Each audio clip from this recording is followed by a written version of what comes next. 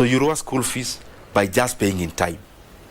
So we came back now and crafted. What if then we provision this money that we are providing from the NGCDF upfront, so that we are not chasing the past, we are actually confronting the future. So that is what we did. Secondly, you realize that the majority of the schools, because of how fees is paid, they are not able to buy a lot of commodities in big quantities. Quantities in a day school, meaning especially food. So what happens is that they lose out on a quantity discount because you can only buy for your school. And you also lose out on pricing. Pricing because when you are buying small, you pay more.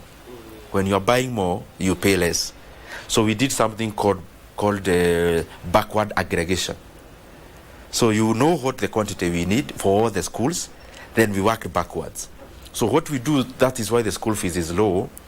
One, we aggregate our purchases.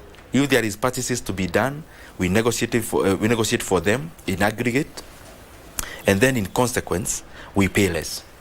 So that is how we are able to achieve that kind of school fees.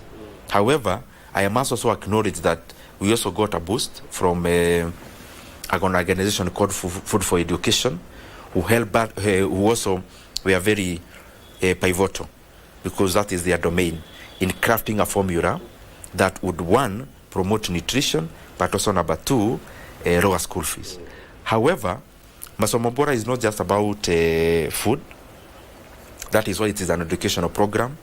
We have provided in it 10 million shillings for revision books for our day schools, and in it, currently we have embarked on transforming all our day schools, transforming in terms of new infrastructure, and also reworking on the infrastructure that is old, so that all our public day schools, there will be no distinction between a day school in Kiharu and any other place. And lastly, one other policy that we came up with is that even if a child from whichever side of Kenya comes to study in any of our day schools, they'll also pay the same 1,000. And the reason we did that is because many times we ask parents for IDs to identify where they vote. But this is a learner. This learner is not of the age of voting. What they want is education. So that if there is an auntie of a learner who is in Kiharu, and that learner is anywhere in Kenya, and their parents cannot take them to school, when they come to a Kiharu day school, they pay just the 1,000 that Kiharu day scholars pay.